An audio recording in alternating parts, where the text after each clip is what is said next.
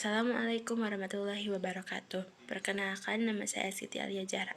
Di sini saya akan mereview atau membahas kembali atau membahas ulang tentang mata kuliah atau pembelajaran hukum pidana, yaitu yang dimana didoseni oleh Prof. Dr. Haji Heni Nuraini SHMH dengan dosen pendamping yaitu Dr. Randy Nuridayandi SHMH, yaitu yang dimana teman pertama yaitu hukum pidana material, yaitu bab 1, di mana tentang pengertian hukum pidana atau strafrecht merupakan hukum publik yang mengatur hubungan hukum antar individu atau perseorangan dengan negara. Hukum pidana dibagi menjadi dua, yaitu hukum pidana material dan hukum pidana formal. Pengertian hukum pidana material, hukum pidana adalah salah satu cabang dari ilmu hukum. Larangan dan keharusan bagi yang melanggar diberikan sanksi yang sanksinya lebih kejam dibandingkan dari cabang hukum lainnya.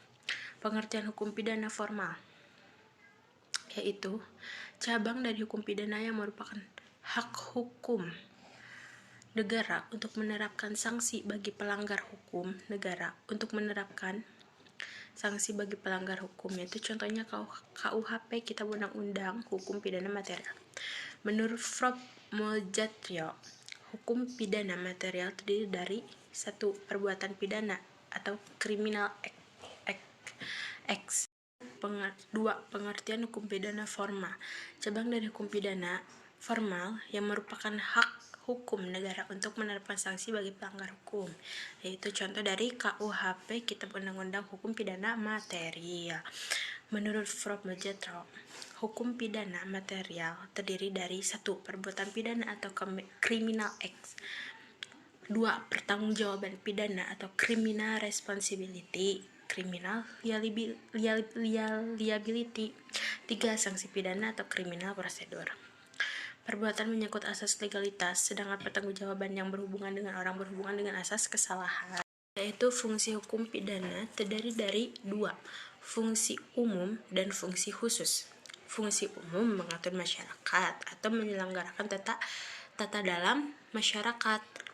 2. Fungsi khusus melindungi kepentingan hukum terhadap perbuatan yang memperkosanya dengan memberikan sanksi yang sifatnya lebih tajam dibandingkan dengan sanksi dari cabang hukum lainnya, atau preventif atau pencegahan.